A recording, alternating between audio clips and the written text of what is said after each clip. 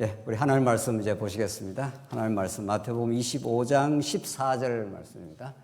마태복음 25장 14절 말씀입니다. 예, 찾으신 줄 알고 봉독 드리겠습니다. 마태복음 25장 14절입니다. 마태복음 25장입니다. 14절 말씀입니다.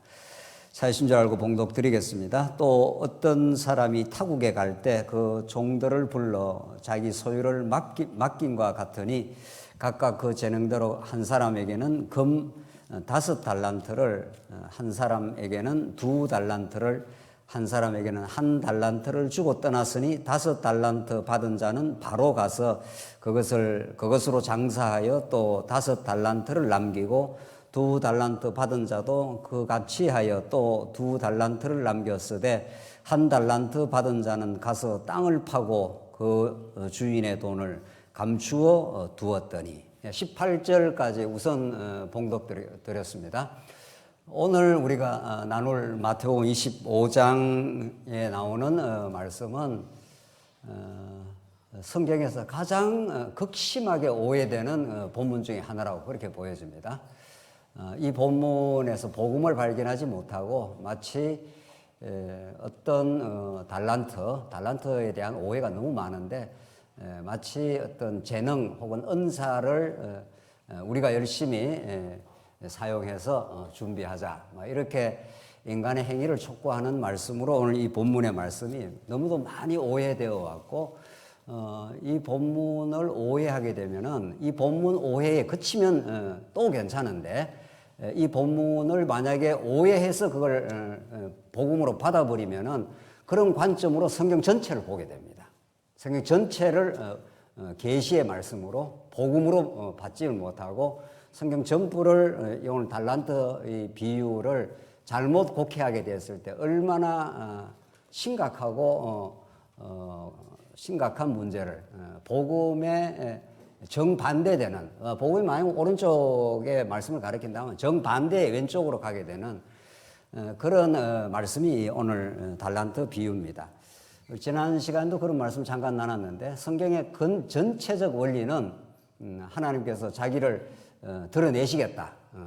타락한 인생이 하나님을 잊어버렸기 때문에 하나님에 대한 올바른 지식, 하나님이 어떤 분인가를 가르쳐주는 계시의 말씀. 그래서 예수 한 분 통해서 언약의 성취자이신 예수를 통해서 보여주시겠다. 이런 대원칙이 우리에 딱 정해져 있습니다. 그 원칙에 대해서는 의심의 여지가 없고 그 원리가 아주 단순하지만 실상 본문을 자세하게 또 복음적인 기준에 의해서 치밀하게 잘 보지 않고 그냥 우리가 세상살이 하는 상식적 수준에서 성경에 이런 말씀이겠지 하고 타락한 상식의 기초에서 우리 모두가 우리 예수를 믿기 전에는 내가 열심히 내고 내가 잘하면 복 받고 내가 잘못하면 내가 저주를 받는다. 인과응보라든가 권성징악이라든가 이게 모든 타락한 인간의 보편적 상식입니다. 그거는 특별히 학교 가서 뭘 안 배워도 인간이 자라면서 이제 갖게 되는 내 학이 나름이다. 이런 거죠. 쉽게 말하면은 이제 그런 상식적 생각을 성경은 교정을 해주고 근본적으로 뒤집어 엎어주고 인간에 의해서 무엇이 달린 것이 아니라 하나님에 의해서 모든 복과 화가 생명과 사망이 모든 것이 달려있고 하나님께서 우리들에게 언약 백성들에게 택한 백성에게는 궁극적으로 은혜로 우리를 하나님 백성 삼으시고 자기 아들을 삼으셔서 영생에 이르게 하신다. 이제 성경이 가르치는 하나님 나라 복음인데 그런 우리가 타락했던 우리 인간 이성의 상식적 기준에 의해서 성경에 달란트 비유가 있으니까 달란트는 요즘식의 영어로 말하면 이때 마태복음 당시의 그 뜻이 아니라 탤런트라는 게 재능으로 마치 우리에게 주는 은사 비슷하게 하나님께서 달란트를 줬으니까 달란트로 열심히 살아라 하는가 보다. 이게 아주 지극히 상식적인 접근이죠. 또 성경이 얼핏 보면 그렇게 되어 있습니다. 그러나 이 성경을 자세히 들여다보면 그런 식의 접근으로는 이 본문이 전혀 풀리지 않습니다. 그러니까 정말 성경의 큰 원리를 잘 이해하는 것은 너무도 중요하고 우리가 오늘 오후 시간 이렇게 성도님들이 물론 다른 주일날 오후 시간 다른 일을 할 수도 있지만은 정말 하나님 말씀을 우리가 이렇게 살피고 같이 검토하고 같이 상고하고 정말 성경이 가르치는 진짜 복음이 무엇인지 그 복음을 깨닫게 되면 우리의 상식적 생각을 뒤집어 엎고 우리가 얼마나 자유를 주고 안식을 주는 하나님 나라 복음인지를 우리가 성경을 깨닫는 것처럼 우리 남은 삶을 복음 안에서 평강과 기쁨으로 오늘 우리 찬양을 하신 것처럼 세상에 순탄하든지 풍랑이 우리 안에 무섭게 다가오든지 결국 하나님의 손에 달려 있고 하나님의 주권적인 인도 속에 우리가 붙들려 있고 어떤 세상의 어려움을 겪는다 하더라도 궁극적으로 그것이 합력해서 하나님을 의지하고 배워가는 데는 복이 된다. 이게 성경의 가르침입니다. 그래서 이런 복음을 깨닫게 되면은 우리가 현실에 근거한 자꾸 기대를 안 하게 됩니다. 뭐 잘 되겠지라든가 뭐 어려움이 있으면 어려움이 좀 없어지고 어떤 좋은 일이 있겠지. 이런 그 허황된 기대를 하지 않고 어려움이 있더라도 혹은 우리한테 어떤 현실적으로 좋은 일이 생기더라도 그걸 통해서 하나님을 더 배워갈 수 있지. 하나님을 더 깊이 사랑하게 되겠지. 이 땅에 잠시 잠깐 우리를 두신 거니까 이 땅 자체의 목적이 있는 것이 아니고 우리를 이 땅에 보내시고 섭리하시고 마침내 통치하시고 영원히 새하늘과 새 땅을 약속대로 이루어 가실 그 하나님이 우리를 영원한 아버지가 되시지. 이런 그 복음 안에서 근본적인 평안과 안식을 얻게 하시는 진리의 말씀이 오늘 마태복음 말씀입니다. 우리 지난 시간 이제 25장 그 앞부분을 기억하십니까? 열처녀 비유가 나왔지 않습니까? 열처녀 비유가 있었는데 5처녀는 기름을 준비했고 5처녀는 기름을 준비하지 않고 다 잤다고 되어 있지 않습니까? 다 신랑 오는 것을 기다리다가 너무 신랑이 오래 오지 않으니 그냥 다 잤었는데 그때 신랑이 나타났을 때 기름이 준비된 5처녀는 이제 그 안으로 들어가게 되고 이제 나머지 준비가 되지 않는 5처녀는 문이 닫혀버린 거죠. 이게 굉장히 참 무서운 일이죠. 문이 닫혀버렸으니까 더 이상 들어갈 수가 없습니다. 그래서 문을 열어달라 하니까 그 안에서 주인이 뭐라고 선언을 해버리니까 나는 너를 알지 못한다 그래버립니다. 하나님이 우리를 외면해버리시면은 나 너희를 몰라 이렇게 해버리면은 이것처럼 사실은 무서운 일은 없는 거죠. 그러나 우리 하나님이 아버지가 되시기 때문에 우리가 때로는 실수하고 때로는 실패하고 이런저런 어리석음이 있어도 하나님이 우리 아버지와 아들 관계이기 때문에 아버지가 우리를 나는 너를 모른다 이렇게 안 하시는 겁니다. 자, 그 말은 무슨 말인가 하면은 우리 지난 시간도 뭐 우리가 기름을 잘 준비해서 주님 오실 때까지 우리가 잘 경성하고 깨어 있어서 우리의 최선을 다해서 뭔가 주님 오시기를 우리는 기다려야 됩니다. 이러면 우리에다가 초점이 자꾸 맞춰지는 거죠. 이 비유 자체가. 그렇죠? 우리가 뭘 해야 됩니다. 이렇게 준비해야 됩니다. 깨어 있어야 됩니다. 그래야 신랑 오실 때 우리가 실수 안 합니다. 이런 어떤 아주 과도한 긴장을 우리에게 일으키고 이렇게 과도한 긴장을 일으켜서 신앙생활에 참된 평강을 잃어버리게 만드는 그것이 우리 지난 시간 말씀인데 우리는 그렇게 않는다. 그렇게 성경을 해석하지 않는다고 우리가 본 거죠. 하나님께 준비하신 기름, 하나님의 긍휼과 자비고 궁극적으로 예수 그리스도 안에서 보내주시는 성령 하나님의 통치와 그 은혜의 말씀이 우리에게 주어질 때 우리는 예수님 다시 오실 때까지 초림에서 재림까지 우리 그 기한을 우리가 살고 있는 사람들인데 예수님 다시 오실 때까지 가장 하나님의 은혜의 감동 속에 신랑을 고대하고 기다리며 오늘 주어진 삶을 가장 하나님을 안에서 누리며 살 수 있도록 그렇게 하나님께서 은혜를 베푸시는 주님이시다.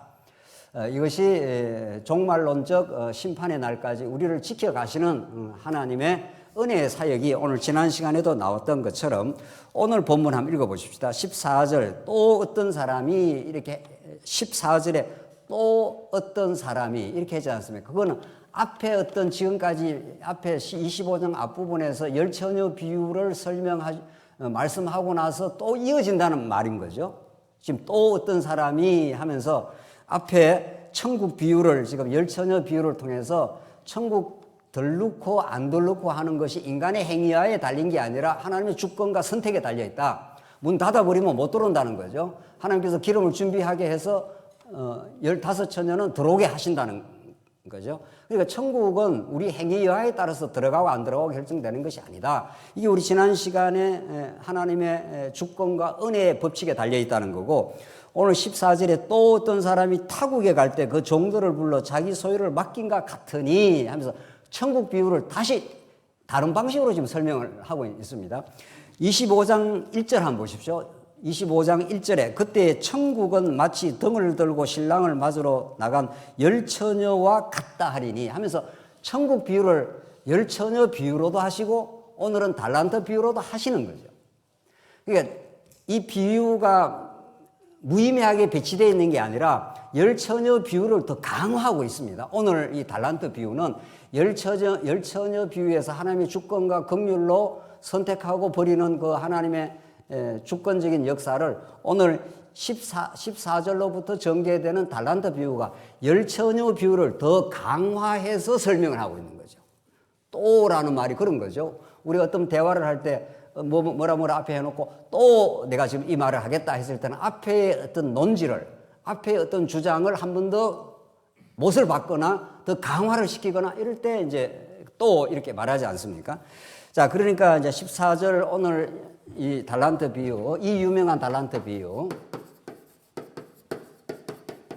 이것이 어떤 맥락에 지금 들어와 있느냐, 이게 중요하죠. 이게 우리가 지금 마태복음에서 이 달란트 비유가 예수님이 선지자요, 예수님이 왕이시요, 예수님이 이제 제사장 역할을 하신다. 이것처럼 구약에서 중요한 게 없습니다. 이게 예수님의 삼직입니다. 그러니까 구약의 선지자 엘리야를 세울 때라든가 왕 다윗 왕을 세울 때라든가 제사장 아론을 세울 때 전부 기름 부음을 하나님께서 했습니다. 기름 부음을 받는다는 건 하나님이 세우신다. 하나님이 자기 권능으로 임명하신다. 그래서 하나님이 구약의 선지자 왕 제사장을 통해서 하나님 나라를, 구약의 하나님 나라를 세우십니다. 모세 같은 선지자를 통해서 하나님 나라의 통치 원리인 율법을 가르쳐주고 다윗 왕을 통해서 하나님이 약속한 나라를 세우고 제사장을 세워서 그 백성들이, 나라 백성들이 실수하고 범죄했을 때 언제나 회복될 수 있도록 언제나 회복 프로그램이 하나님의 나라 통치 속에 들어 있습니다. 그러니까 결코 자기 백성은 버리지 않는다 그 말이죠. 제사장이 용서를 하시겠다 이 말이니까. 그러니까 이런 큰 틀이 마태복음에 흘러가는 말씀이고, 오늘 우리의 말씀은 왕직, 이제 곧 예수님이 십자가에 죽으시러 가시는 내용이 26장부터 나옵니다. 이게 26장부터 28장까지 그러니까 성경이 숨이 일관한 겁니다. 그러니까 이 말했다 저 말했다 하는 게 아니라 예수님이 산상수훈에서 하늘나라는 이런 것이다라고 하늘의 뜻을 가르쳐 주시고 왕의 왕적을 통해서 내가 이렇게 다스려 가겠다는 건데, 오늘은 왕 중에 심판주로서의 그 왕의 모습을 드러내는 거죠. 내가 갈라내겠다 이런 뜻입니다. 양과 염소를, 우리 다음 시간에 나오는데 양과 염소를 내가 갈라내겠다. 오늘 이 달란트는 5달란트와 2달란트를 맡긴 사람은 하나님의 백성 속으로 영입을 하고 1달란트 그냥 땅에 묻어놓은 사람은 하나님께서 저주하겠다 이런 뜻입니다. 그 주권이 왕에게 달려 있습니다. 인간의 행위 여하에 달려 있지 않습니다. 그래야 성경이 일관된 복음이 되겠죠. 그래서 오늘 우리 달란트 비유는 우리 지난 시간에 기름을 준비한 5 처녀의 그 비유가 나오면서 13절 한번 보십시오. 지난 시간 13절. 그런즉 뭐라고 그랬습니까? 깨어 있어라. 너희는 그날과 그때를 알지 못하니라. 그러니까 그날 깨어 있어라 이렇게 해서 자꾸 우리의 행동을, 우리의 어떤 정신 승리를 자꾸 각성을 시키는 거죠. 지금 복음을 전하는 사람들이 자꾸 깨어 있어라. 예수는 언제 올지 모른다. 준비해라. 물론 이제 준비하게 됩니다. 처녀가 신랑 오는 것을 준비 안 하는 처녀는 없는 거죠. 그런데 준비의 의미가 뭐냐는 거죠. 진짜 준비의 의미가 뭐고 깨어있다는 의미가 뭐냐는 게 중요한 거죠. 그래서 우리 지난 시간부터 지금 24장부터 계속 25장까지 이어지는 말씀이 이제 종말에 대한 하나님의 심판의 능력을 보여주시는 내용입니다.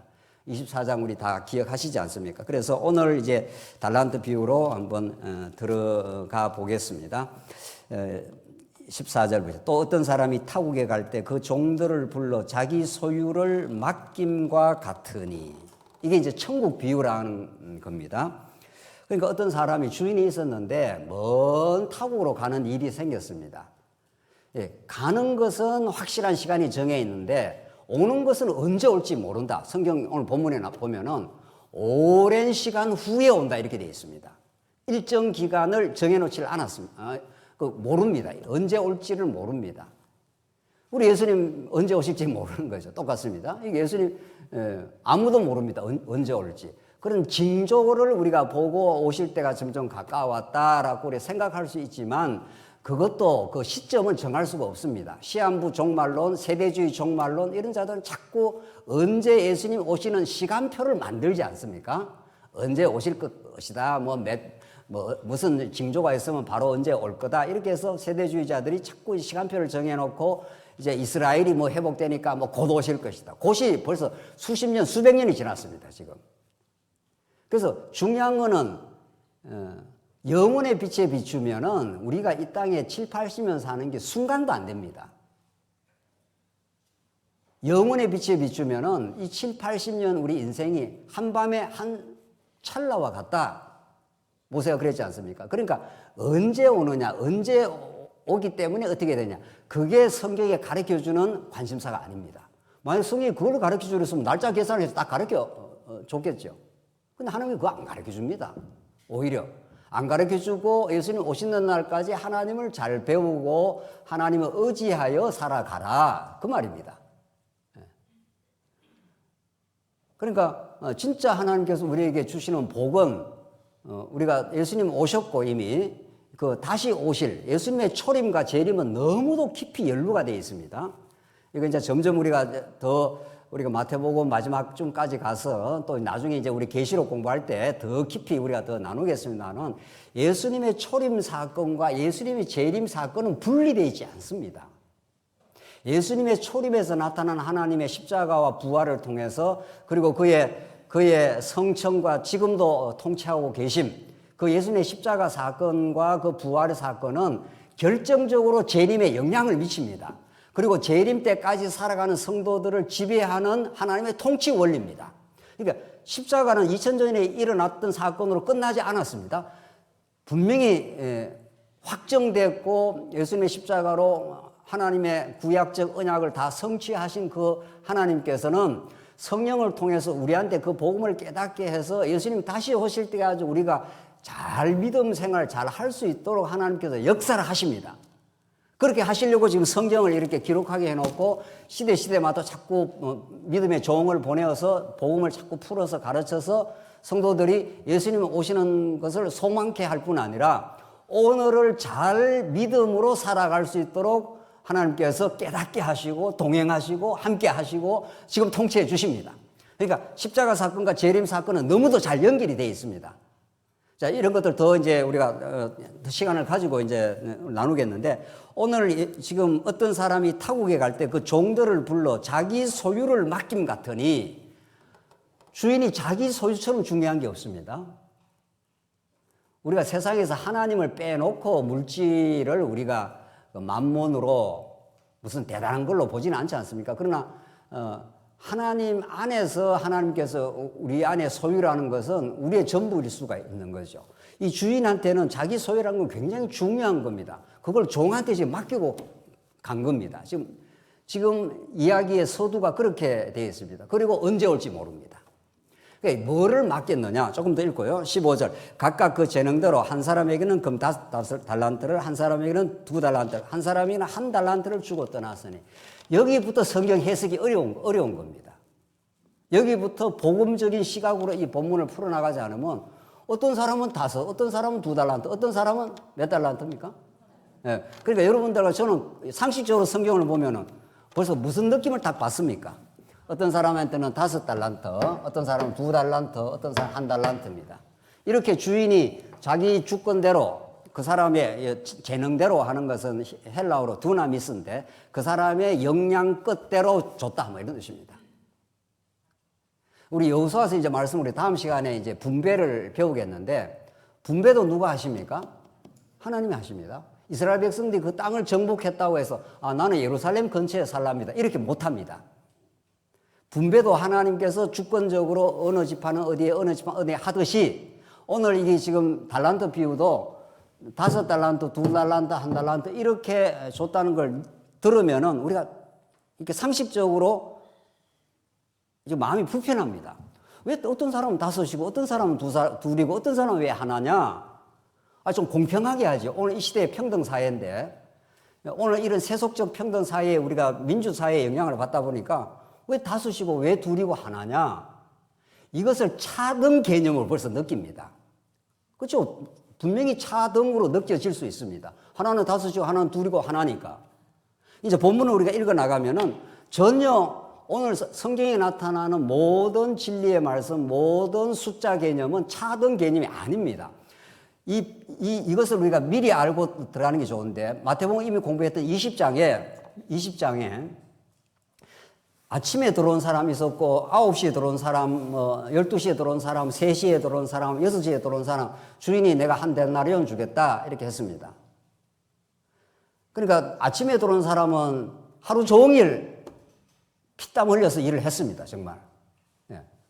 하루 종일 하면 한 몇 시간 일하는 겁니까?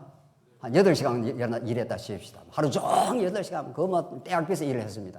마지막에 거의 들어온 사람은 들어와서 쟁기 들고 삽 들고 일하려고 폼 잡다가 어떻게 됐습니까? 그냥 심하게 고통이 불었습니다. 또 이 전문 용어를 잘 모르시는구만요. 이제 끝났다 이런 뜻입니다. 사이렌이 끝나서 일 끝났으니까 이제 다 모여라 이렇게 주인이 이제 했습니다. 그러니까 얼마나 차등이 있습니까? 이 사람은 8시간 하루 종일 수고한 사람이 있고, 이 사람은 들어오자마자 일 좀 하려고 준비하는데 일 끝나버렸다. 그러면 우리 세속적 기준에 의하면 어떻게 해줘야 됩니까? 많이 주고 이 사람은 어떻게 줘야 됩니까? 적게 줘야 됩니다. 이게 이제 하나님 나라 법칙과 다른 겁니다. 하나님 나라 법칙은 일을 많이 했든지 중간에 들어왔든지 일을 하나도 안 했든지 상관없습니다. 하나님이 똑같이 한 데나라를 주는 겁니다. 그 기준이 일한 어떤 행위에 달려있는 것이 아니라 어디에 달려있기 때문입니까? 하나님의 주권에 달려있고 하나님의 자기 약속에 달려있습니다. 내가 너 들어올 때 한 데나리온 약속했지. 그러니까 한 데나리온 받고 가. 그럼 왜 저 사람은 일 하나도 안 했는데 왜 저렇게 내하고 똑같이 한 데나리온 줍니까? 그거는 너가 내한테 따질 일이 아니고 네 거나 가지고 가. 내가 너하고 약속한 대로 했지. 문제없지. 가. 일 하나도 안 했어도 내 주권 따라서 이걸 은혜의 법칙이니까. 하나님 나라는 행위의 법칙이 아니라 행위를 따라서 주는 나라가 아니라 행위를 했든 안 했든 여러분들 자녀가 2, 3이 있으면 어떻게 됩니까? 똑같이 사랑하죠? 근데 부모가 시원찮으면 똑같이 사랑 안 한다 그럽니다. 제가 이제 자식이 2, 3이 있어봐야 되는데 하나밖에 없어서 참 어렵네요. 설명하기가. 저희 부모님 보니까 그렇더라고요. 5이 있는데 어떤 놈은 공부 잘하고 어떤 놈은 좀 못하고 어떤 놈은 사고 엄청 치고 5이 다 다릅니다. 그런데 우리 가만 보니까 우리 어머니는 다 같이 사랑하는 것 같아요. 이놈은 이래서 사랑하고 저놈은 저래서 사랑하고 저놈은 사고 많이 치니까 더 애처롭고 사랑하고.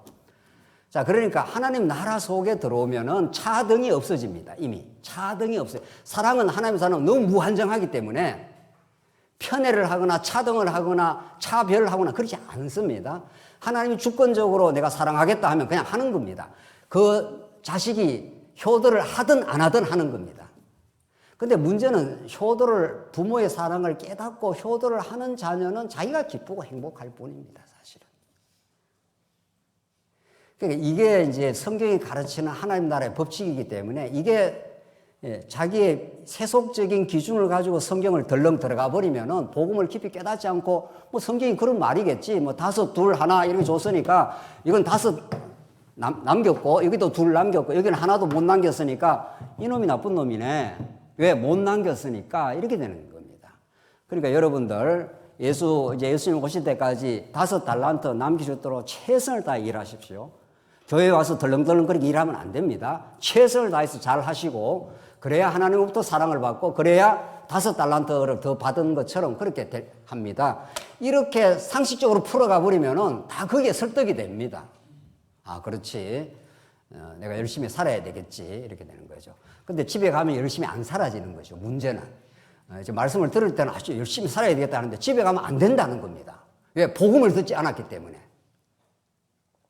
복음을 들어야 여기에서 깨닫든 집에 가든 정말 복음의 능력이 나를 사랑하기 때문에 그게 지속력을 가지고 다시 복음을 들으면 더 깊어지고 점점 그렇게 되면서 때로는 실수하고 때로는 우리가 실패하더라도 다시 복원력이 생기고 하나님을 더 사랑하게 되고 점점 그렇게 되는데 복음을 들은 적이 없으니까.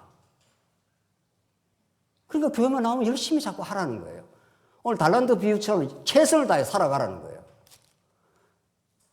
그러니까 카네기 인간관계로만 봐도 얼마든지 자기개발을 열심히 하라고 그럽니다. 성경 안 깨달아도 됩니다. 열심히 살아가는 데는. 카네기 인간관계로라든가 자기개발서만 봐도 우리 사람들이 아주 합리적으로 열심히 살아가야 되는 방법론에 대해서 성경과 비교할 수 없는 너무도 치밀한 방법론이 많이 있습니다. 주먹이 불끈불끈 쥐어지는 거죠. 맞아! 이렇게 하면 돼. 그걸 망조라고 그럽니다. 그게 복음의 길이 아니라 그게 망조가 되는 겁니다. 왜? 하나님을 의지한다든가 하나님의 은혜에 감동한다든가 점점 살아가면서 정말 하나님이 아니면 살 수 없다고 정말 그렇게 신앙의 깊은 세계로 들어가는 게 아니라 내가 뭔가 하면 열심히 하면 된다는 거죠.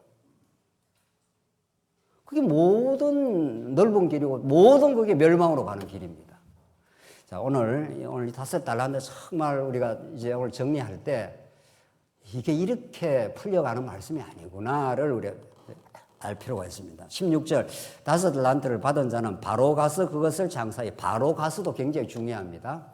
바로 가서 그러니까 뭔가를 주인의 뜻을 알아먹은 겁니다. 그래서 바로 가서 그것을 장사하여 또 5달란트를 남기고 2달란트를 받은 자도 그같이 하여 또 2달란트를 남겼으되 1달란트 받은 자는 가서 땅을 파고 그 주인의 돈을 감추어 두었더니 자 문제는 이 5달란트 받은 것, 2달란트 받은 것 이렇게 이제 1달란트 이렇게 나오기 때문에 사실상 이 세 그룹으로 나누어지는 것 같아도 본질적으로는 2그룹으로 나눠집니다. 본질적으로는 5달란트는 2달란트는 받은 사람은 5달란트를 장사해서 남기고 2달란트를 남겼습니다. 그러니까 여기는 남긴 한 그룹이고 여기는 남기지 않은 그룹입니다. 그러니까 크게 이렇게 드러날 때는 세 그룹으로 나누어지는 것 같아도 이것도 이제 하나님의 계시의 어떤 방법입니다. 실상은 5달란트든 2달란트든 장사해서 남긴 건 똑같죠. 5달란트 장사해서 5달란트 남기고 2달란트를 장사해서 2달란트 남겼습니다. 그러니까 이게 한 그룹이고 이게 한 그룹입니다. 따지고 보면. 이 대비를 지금 성경은 하고 있는 중입니다. 자, 그리고 이제 달란트에 대해서 우리가 정리하고 지나가죠. 달란트는 영어로 말하면 탤런트인데 이게 영어로 번역이 되면서 오늘날 현대어가 되면서 재능으로 번역이 됐습니다. 뭐 저 사람 우리 영화 배우 뭐라 그러죠? TV에 탤런트 있지 않습니까? 그게 이제 재능을 받았다 해서 탤런트라 그러는데 그 사람만 탤런트가 아니고 우리 모두가 따지고 보면 다 하나님이 주신 재능을 받은 건데 근데 여기서 말하는 달란트는 오늘날 의미의 변천이 일어난 그런 탤런트가 아닙니다. 오늘날 이 성경에 많은 달란트는 그냥 화폐 단위입니다. 이 당시에 화폐 단위입니다. 굉장히 무거운 화폐 단위입니다. 그러니까 오늘날 우리가 무슨 재능이 있다, 탤런트가 있다 이런 말하고는 전혀 상관관계가 없습니다. 그러니까 이제 우리가 처음에도 말씀드렸지만은 달란트를 뭐 줬으니까 내가 열심히 달란트를 좀 활용해서 제가 지금 몇 권 성경을 지금 주석서를 지금 보고 나왔습니다. 아주 마태복음의 유명한 주석서를 보고 나왔는데 대다수가 하나님이 주신 기회와 자원을 최선을 다해 준비하라 이렇게 되어 있습니다.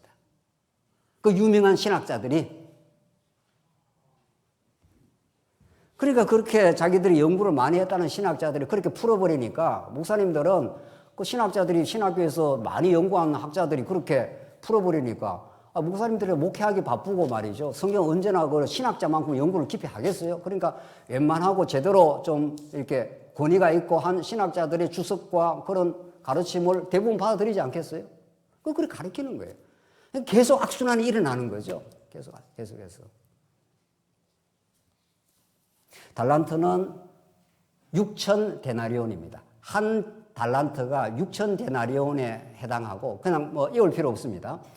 6천 한 데나리온이 노동자 임금 하루 임금입니다. 그러니까 마태복음 20장에서 일하러 들어올 때 내가 한 데나리온 내가 주겠다 하는 것이 요즘 말하면 한 돈 10만 원이 되는지 20만 원이 되는지 그 정도입니다. 그러니까 이게 6천 데나리온이니까 그 사람이 평생 20년을 쉬지 않고 일해야 받게 되는 받는 그 값어치가 한 달란트입니다. 그러니까 5달란트 받으면 그게 100년의 돈이 되는 거예요. 어마어마한 돈이 되는 겁니다. 쉽게 말하면 그냥 한 달란트 혹은 5달란트는 엄청난 돈이 많다. 그러니까 주인에게서는 너무도 가치로운 겁니다. 그 달란트가 무슨 의미냐는 겁니다. 이게 이제 먼저 우리가 생각하고 오늘 본문을 들어가야 되겠죠. 그게 뭐 여러분과 저한테 준 무슨 은사 이런 수준이 아닙니다.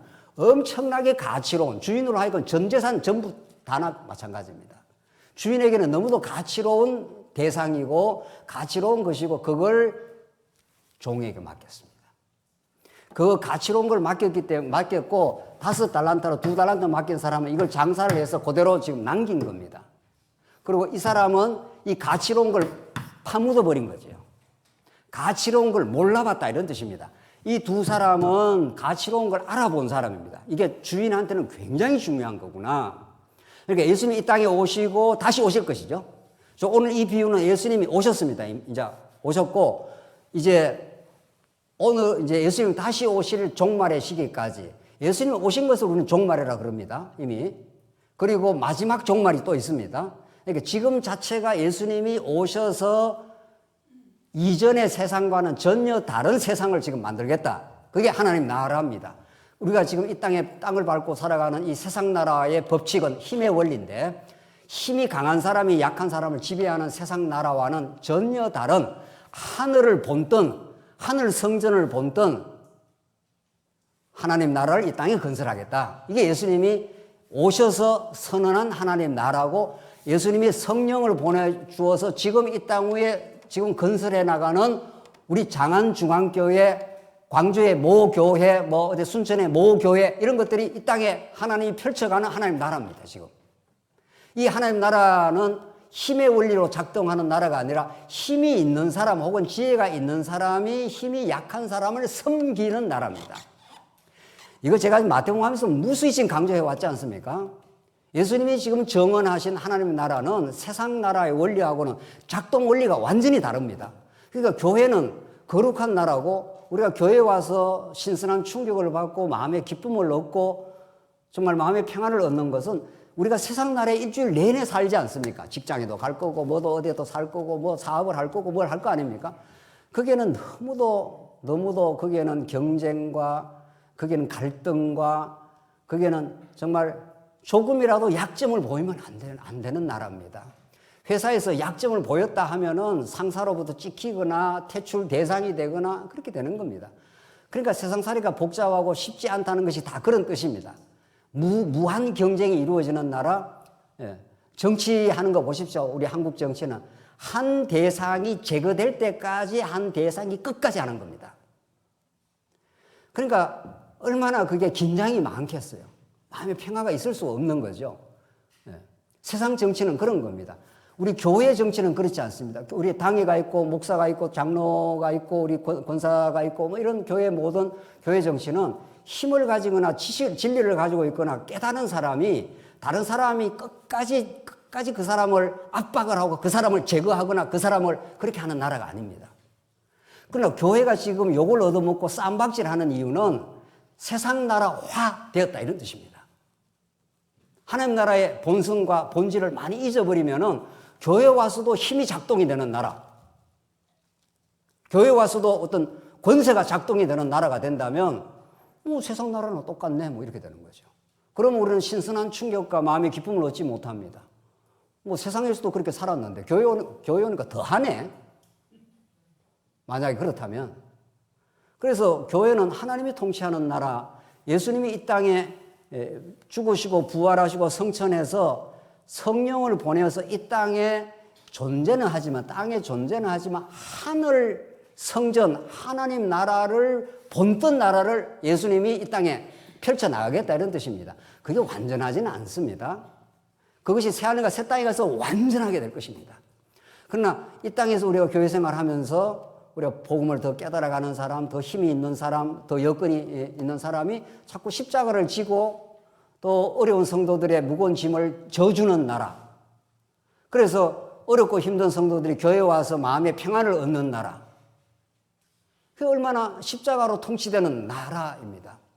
그걸 우리는 꿈꾸고 그걸 노래하고 그쪽을 향해서 가기를 우리가 기도하고 그렇게 또 살아가는 사람이 기쁨이 있습니다. 오늘 2달란트, 1달란트, 셋, 5달, 이것은 하나님께서 가장 소중한 주인의 소유를 맡긴 겁니다. 가장 중요한 소유, 그 달란트가 무엇을 의미하겠는가? 오늘 결론 가서 그걸 이제 말하겠습니다. 여러분들이 지금 좀 짐작을 하고 이 달란트 비유를 따라오는 게 좋습니다. 주인에게 가장 소중한 게 뭘까? 주인이 분부하여 우리에게 주신 게 뭘까? 그런 거죠. 그냥 우리가 뭐 인간적인 재능이나 은사 그 정도 수준일까? 그렇지 않습니다. 그렇지 않습니다. 그거하고는 전혀 다른 겁니다. 달란트가 엄청난 가치가 있다는 것을 이미 이 시대의 그 정황으로 봐서도 드러난 거죠. 그렇죠? 20년 노동자가 일해야 벌어들이는 정도의 수준이니까 뭐 엄청난 그 값어치가 있는 겁니다. 주인에게 가장 가치로운 것이 무엇인가? 주인이 우리의 영원한 주인 예수 그리스도가 여러분과 저에게 맡기고 떠나간 것이 뭐냐 이겁니다. 맡기고 떠나간 게. 그걸 잘 좀 활용해라. 그래서 장사해서 남겨라. 이런 말이죠. 그게 뭐냐고요. 답부터 이야기해야 될까요? 답을 좀 이따 결론 가서 이야기할까요? 도대체 예수님이 우리에게 맡겨주고 간 게 뭐냐 이거죠. 그 달란트가 뭐냐 이겁니다. 그렇게 이걸 보지 않으면 조금 더 읽고 이제 보십시다. 19절 오랜 후에 이렇게 되어 있습니다. 오랜 후입니다. 상당히 시간이 갑니다. 그러니까 기다려다 지칠 수는 있는 거죠. 그리고 오랜 후에 그 종들의 주인이 돌아와서 그들과 결산을 합니다. 이게 이제 예수님이 다시 오셔서 우리한테 묻겠다 이런 뜻인데 20절 5달란트 받았던 자는 5달란트를 더 가지고 와서 이르되 주인이여 내게 5달란트를 주셨는데 보소서 내가 5달란트를 남겼나이다. 주인이 내한테 가장 소중한 걸 맡겨줬는데 그걸 그대로 배가가 됐습니다. 그러니까 주인이 뭐라고 칭찬하는가 한번 보십시오. 21절 그 주인이 이르되 잘하였도다 착하고 충성된 종아. 착하고 충성, 성경에서 충성이라는 거와 믿음하고 거의 동의어입니다. 주인이 맡겨준 걸 그대로 주인이 날 사랑해서 맡겼다고 믿은 겁니다. 그리고 그대로 그걸 장사를 한 겁니다. 그래서 착하고 충성된 종이라고 평가를 받는데 내가 적은 일에 충성하였으니 내가 많은 것을 내게 맡기리니 내 주인의 즐거움에 참여할지어다. 이런 말씀도 성도님들 교회 와서 조그만 일 맡으면 성실하게 일을 하십시오. 그러면 나중에 장로가 되든지 큰 일꾼이 되든지 해서 큰 일을 맡길 겁니다. 그러니까 그렇게 설명을 해버리니까 온 성도들이 허황된 어떤 일을 자꾸 꿈꾸는 거죠. 성경에서 작다, 크다 하는 말이 양적 개념이 전혀 아닙니다. 질적 개념이고 하나님이 보실 때 우리가 볼 때는 어떤지를 몰라도 하나님은 그것을 작게 보시지만 그 작은 일에 충성, 하나님 맡겨준 그 일이 의미를 가지고 하면은 하나님이 더 큰 일로 보답을, 큰 일로 너희를 채워주겠다. 그 채워주는 상이 뭔가 하면은 내 주인의 뭐라고 그랬습니까? 즐거움에 어떻게 해요? 참여하는 겁니다. 이게 하나님이 이 땅에 여러분과 저를 이 땅에 지으신 목적입니다. 그러니까 하나님은 우리 아버지가 되시고 우리는 그의 아들이 되어서 아버지가 아들에게 기대하는 바가 뭔가 하면은 이 땅에 예배당 많이 세우고 자 인도 선교가 이렇게 됐으니까 많이 지원해서 뭘 하고 물론 그것도 할 수 있으면 하면 너무 좋습니다. 그걸 하지 말자는 게 아니죠. 그러나 우리 하나님 아버지가 여러분과 저에게 진짜 기대하는 바가 뭡니까? 하나님으로 즐거워하는 겁니다. 우리 웨스트민스터 신앙 고백 소요의 문답에 우리 인생의 최고 되는 목적이 뭐냐? 이렇게 보니까 하나님께 영광을 돌리고 하나님을 즐거워하는 것입니다. 그게 하나님이 우리에게 주신 최고의 상급입니다. 이 상급 때문에 얼마나 한국교회가 멍들었는지 모릅니다. 교회 생활 적당하게 하고 이러면은 개털 모자 맞습니다. 이러면 이제 엄청 이제 기분이 상하는 거죠. 아, 천국까지 가서 어떤 사람은 금면류관 받고 어떤 사람은 개털모자 받으면 되겠냐. 그러니까 내가 금면류관 받으려고 교회 봉사 적당히 하면 안 되고 열심히 해야 되겠다. 이제 이렇게 되는 거죠. 천국 가서 그런 차등이 있다면 그건 천국 아닙니다. 그렇겠죠? 천국 가서도 이 땅에서도 안 그래도 차별 대우 많이 받고 없어서 차별 배워받고 못 배워서 차별 대우 받고 그랬는데 천국 가서도 차등 있고 개털 모자 있고 금면류관 있으면은 그런 천국이라면 안 가야 되겠죠. 그러니까 이게 도대체 성경을 어떻게 복음적으로 풀어가느냐에 따라서 우리의 세속적 사고방식을 강화하느냐 그것을 바꾸어서 정말 복음 안에서 해결하느냐 다른 거죠. 진짜 하나님께서 우리에게 주시는 영원한 상급은 내 주인의 즐거움에 참여하는 것입니다. 그 주인의 즐거움에 참여하기 위해서 무엇을 맡긴 거죠. 달란트를 맡긴 거죠. 그래서 5달란트 받은 사람은 5달란트 남겨서 주인의 즐거움에 주인이 원래 의도했던 바 너는 나와 함께 즐거워해. 아버지가 아들 만나서 함께 즐거워하며 살아가는 것. 그것처럼 가정에서 행복한 일이 없습니다. 이러면 이게 남자 자식들은 우리는 전화하면 전화가 그렇게 길지 않다는 거죠. 아버지 잘 있습니다. 뭐 이렇게 우리는 조금 더 이야기하고 싶은 거 아니에요. 어떻게 지내냐, 괜찮냐, 건강하냐 그러면 단마디로 끝납니다. 이게 문장이 이렇게 길게 이어지질 않습니다. 뭐 아버지 괜찮습니다. 그래 뭐 아픈 데는 없냐? 뭐 없습니다. 그럼 다음에 봅시다. 뭐 이런 식이죠.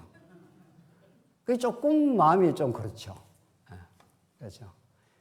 딸 자식은 안 그런 것 같아요. 제가 이렇게 쭉 보면은 우리 장로님들이나 우리 권사님들 딸 자식들은 찾아와서 뭐 옆에서 뭐 어머니 건강하시냐, 어디 편찮으시냐, 뭐 어쩌냐 저쩌냐 해서 자꾸 대화가 이어지는데, 그러니까 아버지가 의도하는 것은 이 아들과 잘 지내는 겁니다. 너는 나를 의지하고 나는 너에게 행복의 근거가 돼. 너와 내가 영원한 교제 속에 즐거워해. 이런 거죠. 그것처럼 좋은 일이 없습니다. 우리 세상 자식들은 좀 그런 섭섭함이 있어도 우리가 하나님의 자녀이기 때문에 하나님과 그런 영원한 즐거움에 동참을 하게 될 것입니다. 5달란트, 2달란트는 전부 너가 내 즐거움에 참여해라. 그것이 내가 너를 향한 궁극적인 뜻이고 내가 초림 예수로 왔을 뿐 아니라 다시 재림 예수로 다시 와서 영원히 너와 함께 즐거움에 하나님 나라를 너에게 선물로 주겠다. 오늘 본문이 그렇습니다. 본문이 그렇게 되어 있다고요. 그래서 우리가 상식적으로 생각하는 거하고 너무 다릅니다. 많이 다릅니다. 달라도 많이 다릅니다. 조금 더 읽고 이제 결론 지겠습니다. 22절. 2달란트 받았던 자도 똑같습니다. 23절 보십시오. 그 주인이 이르되 잘하였도다 착하고 충성되는 종아 내가 작은 일에 충성하였으면 내가 많은 것을 내게 맡기리니 내 주인의 즐거움에 참여할지어다. 그러니까 진짜 하나님께서 우리에게 의미 있는 일을 맡기는 것은 그 일을 통해서 하나님을 경외하고 하나님을 사랑하고 하나님이 우리에게 베푸르신 복음의 기쁨을 즐거워하는 겁니다. 그게 하나님이 여러분과 저를 이 땅에 두신 이유고 목적입니다. 이게 분명해졌습니까? 여러분과 저를 통해서 중국 선교도 많이 하고 교회 연보도 많이 하고 이렇게 많이 해서 많은 일을 좀 맡겨주겠다. 이런 것이 아닙니다. 그런 개념이 아니라는 겁니다. 하나님의 은혜와 그 사랑을 깊이 알면 우리의 전부를 주님께 바칠 수도 있고 우리 평생을 하나님께 드릴 수도 있습니다. 그러나 가장 중요한 것은 그런 일을 통해서 하나님의 사랑을 더 깊이 깨닫고 그분의 복음 안에서 진정한 즐거움을 누리는 것. 그걸 하나님이 가장 기뻐하십니다. 그걸. 우리 자녀들, 애들이 있네요. 애들이 학교 가서 공부 잘해서 성적 받으려고 밤잠 안 자고 막 코피 흘려가면서 열심히 공부하면 부모가 어떻게 하겠습니까? 그만해라. 학교 성적 좀 그렇게 안 나와도 괜찮아. 푹 자고 건강해. 그럴 겁니다. 하나님 여러분과 저에게 다그치거나 뭐 깨닫지도 못하는 일을 계속 밀어붙여서 더 많고 큰 일을 하라 이렇게 하지 않습니다. 하나님 여러분과 저를 너무도 극진하게 사랑하시고 우리 있는 그대로를 받아주시고 우리 실수 그대로를 용납하시고 너는 내 사랑하는 자녀야. 내 즐거움에 참여해. 나는 너가 이 세상과 바꿀 수 없는 최고의 아들의 대상이야. 이게 하나님이 여러분과 저를 대접하시는 하나님이 여러분과 저를 인정하시는 이게 복음이라고 합니다. 이 복음의 깊고 넓은 하나님의 은혜와 사랑을 다 성경에서 망각을 해버리고 일 중심으로 끌어가고 큰일을 해야 하나님께 무슨 충성을 하는 것처럼 그래 끌어간다면은 이 땅에서 고난받고 주를 위해서 정말 힘들었던 12 제자들은 큰일을 하지 못했습니다. 사람이 볼 때. 그건 그냥 고난받고 그냥 순교당하고 이 땅에서 죽어갔던 하나님의 택한 백성이 얼마나 많은지 모릅니다. 그러나 그들을 하나님께서 진짜 사랑하시는 거죠. 24절 한 달란트 받았던 자는 와서 이르되 주인이여 당신은 굳은 사람이라 심지 않은 데서 거두고 해치지 않은 데서라는 게 씨를 뿌리지 않는 데서 이런 뜻입니다. 모으는 줄 내가 알았으므로 두려워하여 나가서 당신의 달란트를 땅에 감추어 두었나이다. 보소서 당신의 것을 가지셨나이다. 자, 한 달란트 가진 사람의 결정적인 문제점이 뭡니까? 주인에 대한 오해입니다. 하나님에 대한 오해가 생겼습니다. 당신은 굳은 사람이라 완고한 사람이라서 심지도 않고 거두고 씨를 뿌리지도 않고 모으는 착취하는 사람이다.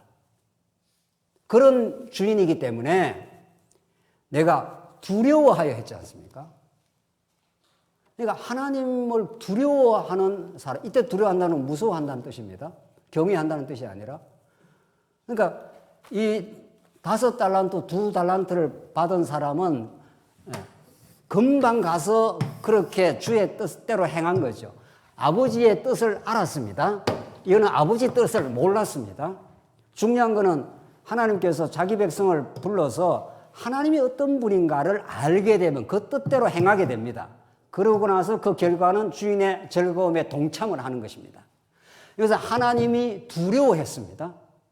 당신이 그냥 완고한 사람이고 착취하는 사람이라서 내가 이 하나를 갖다가 장사하면 이익이 남을 수도 있고 망할 수도 있는 거니까 내가 두려워해서 꼼짝달싹 못하고 그냥 땅에 숨겼다가 그대로 가져왔습니다. 잘했죠 이런 거죠. 이 사람은 하나님에 대해서 엄청난 오해, 하나님의 사랑, 그의 은혜 이걸 모르는 사람들 두려워한 거니까. 그러니까 오늘날 교회 봉사도 하나님이 이렇게 내가 많이 봉사하고 연보 많이 하면은 내 사업이나 내 가정을 지켜줄 것 같은 그런 착각으로 하게 되면 그거는 무속신앙입니다. 그 기독신앙하고 아무 상관없습니다. 내가 이렇게 하나님 앞에 바쳤으니 내 어떤 길을 좀 봐주겠지 이런 거죠. 그거하고 기독교하고 아무 상관없는 겁니다. 하나님하고 아무 상관없습니다. 그러니까 이 사람은 지금 그렇게 하고 있는 겁니다. 신을 두려워하는 거죠. 복음은 하나님이 어떠신 분을 우리에게 잘 가르쳐서 하나님을 참으로 의지하게 만들고 참으로 사랑하게 만들고 그분을 전적으로 의탁하게 만드는 것이 복음입니다. 그렇기 때문에 이 사람들은 5달란트든 2달란트든 그걸 가지고 장사를 해서 남겼습니다. 이 사람은 그냥 한 달란트를 장사 안 하고 그냥 그 가치로운 달란트를 발견을 못한 거죠. 그 신이 두려우니까 돌아와서 책망할까 싶어서 그래서 꼼짝달싹 못하는 겁니다. 그러니까 뭐라고 그럽니까? 26절 그 주인이 대답하여 이르되 악하고 게으른 종아. 그래서 악하다는 것은 하나님이 맡겨준 그것의 가치를 모르는 겁니다. 그걸 무시하는 거죠. 그래서 악하게 되고 그 다음에 게으르게 됩니다. 나는 심지 않는 데서 거두고 해치지 않는 데서 모으는 줄 내가 알았느냐. 그러면 내가 마땅히 내 돈을 취하는 자에게 맡겼다가 내가 돌아와서 내 원금과 이자를 받게 하였을 것이라. 왜 그걸 땅에다 묻어놓냐. 그러면 은행에다 맡겨갖고 이자라도 불려서 이런 거죠. 장사를 안 할 것 같으면은 이런 말이죠. 여기서 장사를 한다, 은행에 맡긴다. 그래서 원금과 이자를 불린다는 것은 하나님이 맡겨주신 가장 고귀한 것, 그 달란트, 그 가장 고귀한 것은 이렇게 생명력을 계속 확장을 해 나갑니다. 이게 복음의 능력인데, 복음의 능력은 그냥 땅에 묻어두고 그냥 사라지고 하는 것이 아니라 하나님이 우리에게 맡긴 것은 생명의 능력이고 복음의 능력이고 하나님이 우리를 사랑하는 마음이기 때문에 그것은 그냥 땅에 묻어두거나 그것은 이렇게 소진되는 게 아니라 그것이 확장이 되고 생명력이 역사하고 다시 되살아납니다. 그래서 28절 결론인데 그에게서 한 달란트를 빼앗아 10달란트 간 자에게 주라. 무릇 있는 자는 받아 풍족하게 되고 없는 자는 그 있는 것까지 빼앗기리라. 그 이 무익한 종을 바깥 어두운 데서 내쫓으라. 거기서 슬피 울며 이를 갈리라 한지라. 이렇게 해서 한 달란트를 그대로 가지고 있고 땅에 묻었던 사람은 이제 추방되고 멸망에 이르게 됩니다. 오늘 처음 질문 드린 거로 다시 돌아오십시다. 하나님께서 주인이 이제 예수님을 비유하는 건데 가장 자기의 많은 소유를 종에게 맡기고 내가 오랜 후에 돌아와서 결산하겠다. 예수님 십자가에 죽으시고 부활하시고 부활 성천하셔서 성령을 보내서 내가 다시 오겠다. 다시 올 때까지 내가 너한테 가장 귀한 것을 맡겨주겠다. 이게 오늘 본문의 포인트입니다. 마태복음 28장 읽고 결론 짓지요. 28장 보십시오. 마태복음 28장 18절 말씀입니다. 마태복음 28장입니다. 28장 스크린이 준비 안 됐습니까? 마태복음 28장입니다. 28장 18절 말씀입니다. 네, 제가 읽겠습니다.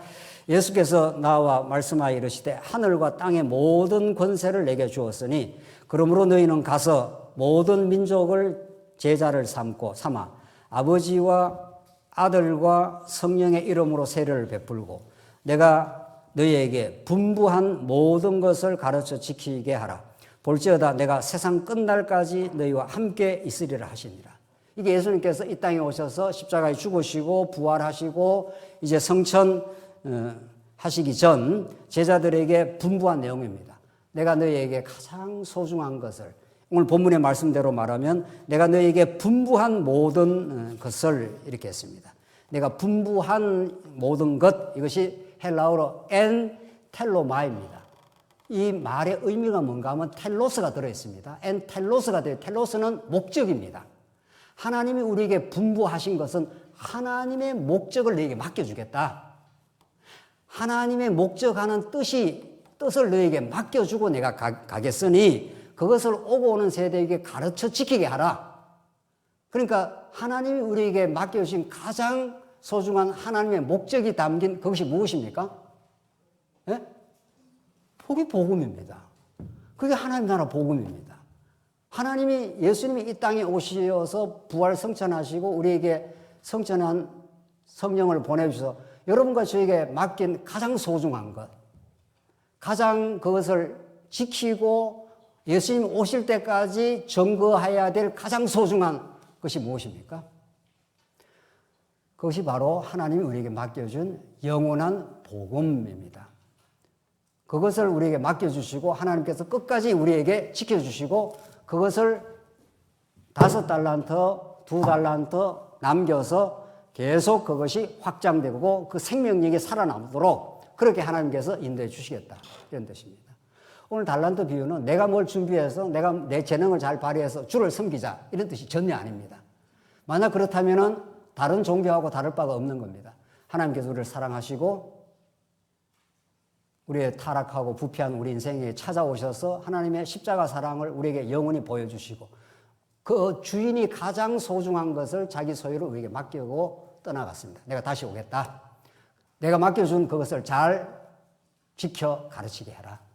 그것이 여러분과 저에게 맡겨주신 영원한 생명, 영원한 복음, 하나님 나라 복음, 그 진리를 손실됨 없이 그걸 정말 순수하게 잘 지켜서 끊임없이 복음을 전가함으로 하나님 택한 백성들이 이 땅에 살아가면서 가장 삶의 의미가 충만하도록 그렇게 하도록 하나님께서 우리를 지켜주시겠다고 하는 복음 메시지입니다. 이것을 하나님께서 이렇게 행하시겠다고 합니다. 이 복음 안에 여러분과 저의 인본적 성경 접근이 있었다면 상식적 접근이 있었다면 그것을 다 내려놓게 하시고 하나님 우리를 얼마나 사랑하시는지 얼마나 아들로서 대접하시는지 우리 조건하고 상관없이 우리 실수와 범죄에도 불구하고 언제나 우리를 붙들어 주시는 그 부분의 은혜가 우리를 떠나가지 않습니다. 기도하겠습니다. 하나님 아버지 은혜를 감사합니다. 오늘 달란트 비유 속에 담긴 하늘의 영원한 복음의 뜻을 우리가 깨달았습니다. 복음 아니고는 이 땅을 살아갈 이유도 목적도 없습니다. 하오나 우리가 때때마다 하나님의 뜻을 망각하고 우리의 열심을 따라 살아갈 때도 많았습니다. 하나님께서 복음 안에 깊이 잠기게 하시고 복음이 주는 그 놀라운 힘으로 살게 하시옵소서. 예수님 이름으로 기도하옵나이다. 아멘.